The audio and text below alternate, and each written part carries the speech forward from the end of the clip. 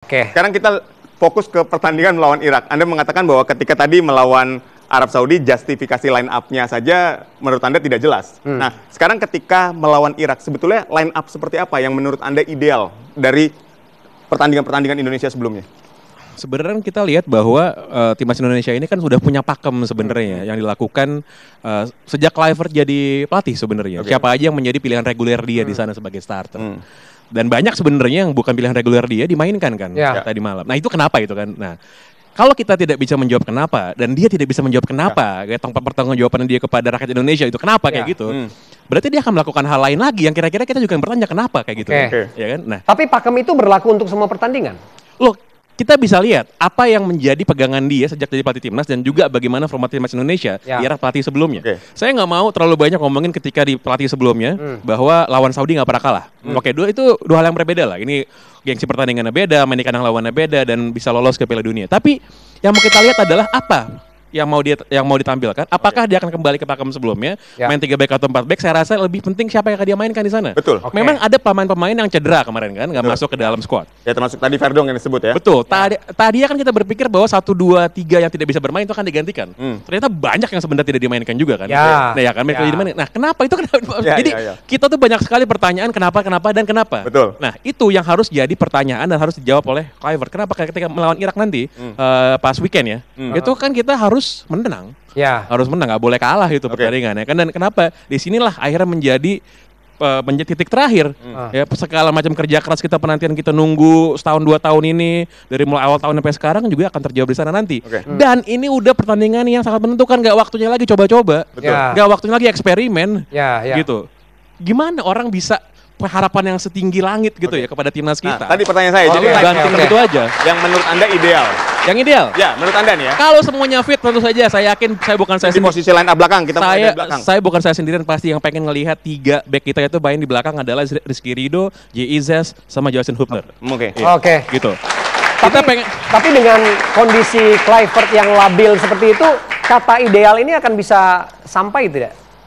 Iya, ini makanya jadi kan ideal menurut kita beda sama ideal menurut dia kan. Pada akhirnya kan dia yang akan menentukan. Tapi hasil itu kan membantu untuk mengambil evaluasi. Bener nggak yang dia bikin? Pada ujung-ujung kan yang kita nilai cuma hasil akhirnya doang. Itu tadi baru di line up belakang yang Anda katakan. Kemudian di tengah? Di tengah Joey Pelupesi harus main. Mark Locke tuh sahabat saya. Tapi kedua pemain ini terlalu bermirip sebenarnya ini ya. Terlalu mirip gaya mainnya. Jadi kalau bisa Tom Hai dimainkan di sana. Gitu. Tom Hai dimainkan di sana ya. Dan saya sih pengen sebenarnya kalau misalnya kita yang pasti Ricky Kambuaya harus main juga. Clock out ya. Kalau bisa out.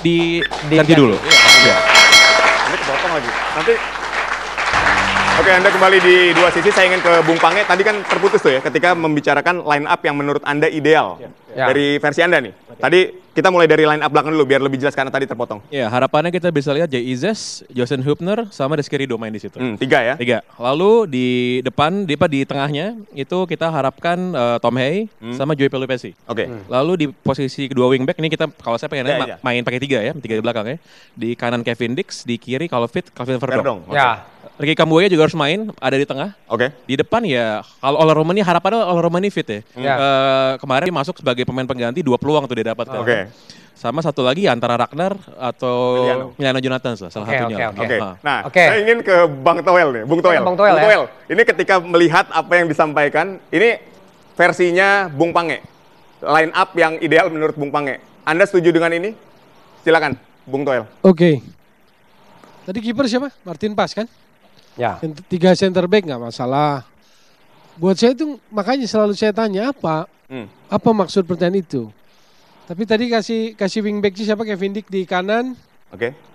Kiri Verdong. Sehat di kiri. Berarti Verdong sehat. 2 di tengah Haye sama Pelupesi.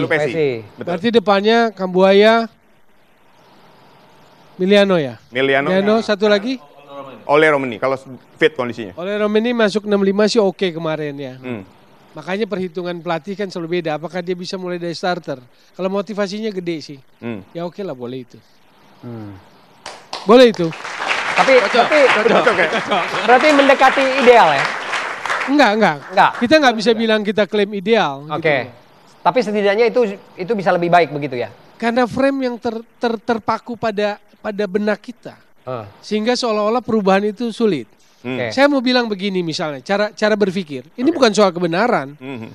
Anda punya amunisi, datang Miliano, wing kanan. Jacob Sayuri punya karakter attacking yang kuat gitu loh. Tapi pemain nasional kadang punya karakter lain juga. Pernah juga dicoba Jacob Sayuri sebagai wingback kanan gitu. Jadi kalau frame-nya gini loh. Aku mau, karena ini pertandingan final lawan Arab sama Irak, aku mau menang. Aku punya Miliano, aku punya Jacob, aku mau mainkan dua-duanya. Tapi yang gagal kan covering dari Pelupesi dan Maklok untuk nutup ketika counter attacking kalau Jacob sama Miliano variasi di depan. Jadi ini bukan soal benar salah. Ini bagaimana jabaran taktikal itu bisa dimainkan. Makanya kemarin itu sebetulnya dari sisi gambaran sepak bola kita kalah teknikal, kita kalah taktikal, kita kalah mentality juga. That's it. Kita bisa ngomong itu. Tapi peperangan belum selesai. Kan 2 pertempurannya lawan Arab sama Irak. Jadi ini yang harus dijaga gitu. Lakukan aja yang terbaik, menang aja. Kalau saya nggak mau ngomong, jadi kita harus menang, nanti Irak sama Arabnya. Nggak usah kita pikir yang di luar kontrol kita. Yang bisa kita kontrol apa? Kita harus menang lawan Irak. Persoalan Arab sama Irak nanti bagaimana nggak usah kita pikirin. Nah, harus menang lawan Irak itu kan berarti harus ada strategi yang diubah ketika kita melihat permainan Indonesia melawan Arab saat ini, Bung Toel. Jadi kalau kita nggak mau sok tahu masuk ke area teknis yang sangat teknikal sekali, kita mau bilang bahwa kesalahan-kesalahan itu jangan terjadi lagi. Mentalitinya harus lebih bagus. Kehati-hatian ketegangannya harus berkurang supaya nggak banyak ragu-ragu. Kan saya bilang indikatornya first startnya jelek loh, first controlnya jelek loh, banyak loh, terutama di awal-awal. Oke, saya ke Bang Peri dengan lini yang seperti line up yang seperti itu tadi dan melihat karakteristik dari pemain-pemain yang akan mengisi nanti untuk melawan Irak. Anda melihat itu bagaimana? Saya rasa saya setuju juga ya dengan 3 center back, ada Rido, ada Injes dan ada Hapner. Di sayap wingback kanannya ada Perdong kalau sehat. Mudah-mudahan besok dia bisa turun sehat ya. Dan di kanannya ikut ya katanya. Dan di kanannya ada Dix, di tengahnya ada Haye dengan Palevesi. Dan satu mungkin kalau Ricky Kambuaya, kalau saya lihat kemarin mungkin di bawah form ya. Saya rasa ini saya lebih tertuju kepada Orat Mangun. Orat Mangun yang selama ini dia belum pernah dimainkan ya oleh Patrick Kluivert ya. Dan di depannya ada Ole dan Jonathan.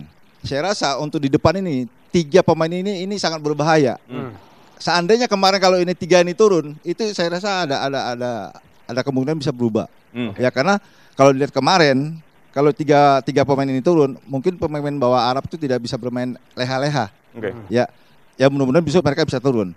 Dengan formasi ini saya rasa besok bisa mengatasi Irak. Andaikan.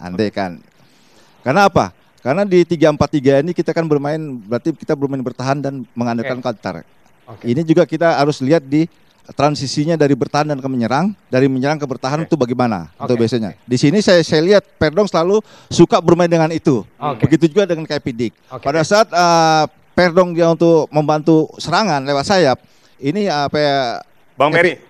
Ini karena waktu kita yang sudah sangat terbatas, kredit title sudah masuk. Saya ingin tanya prediksi skor ketika tadi dengan apa yang disampaikan, line up yang disampaikan, dan nanti sesuai dengan koreksian dari Bung Toel kita ubah semuanya, mindsetnya kita ubah, mentalitas dan seterusnya. Prediksi skor, ini singkat saja. Masing-masing narasumber saya ingin tahu. 1 aja. 1-0. 1-0 ya. Menang. Menang Indonesia. Tapi ya mudah-mudahan untuk Indonesia ya. Ya untuk Indonesia. Sedikit Bung Pange, prediksi skor. Skor terserah, yang penting menang. Skor terserah, yang penting menang. Bang Ucup, izin. Ya insya Allah menang. Skornya ada? 2-0 lah. Biar lebih happy. Walaupun nggak yakin ya. 2-1 untuk Indonesia. 2-1 untuk siapa? Untuk Indonesia. Untuk Indonesia. Untuk Indonesia dong. Ya. Enggak, kalau Bung Toel harus diyakinkan dulu. Baik. Terima kasih. Terima kasih. Seluruh Tapi tidak ada yang mustahil ya. Betul. Apapun itu nanti akan terjadi nanti di lapangan. Betul, dan itu yang akan kita lihat apa yang menjadi pembicaraan line up. Boleh ke depan semua narasumber kita apa yang menjadi prediksi line up yang disampaikan oleh Bung Pange, kemudian apa yang disampaikan Bang Ucup. Termasuk kritik, mindset. Betul, yang disampaikan juga oleh Bung Toel ya. Dan teknis-teknis tadi yang disampaikan oleh Bung Peri ya. Ini dapat menjadi masukan dan semoga ada perbaikan nyata melawan Irak karena ini adalah laga hidup mati sebenarnya nih melawan Irak besok. Akhir kata, kita sudah selesai. Demikian 2 sisi pada hari ini. Saya Diki Nugroho dan Ferdi Ilyas pamit undur diri. Saksikan terus 2 sisi setiap Kamis pukul 8 malam waktu Indonesia Barat. Terima kasih dan Sampai jumpa. Sampai jumpa.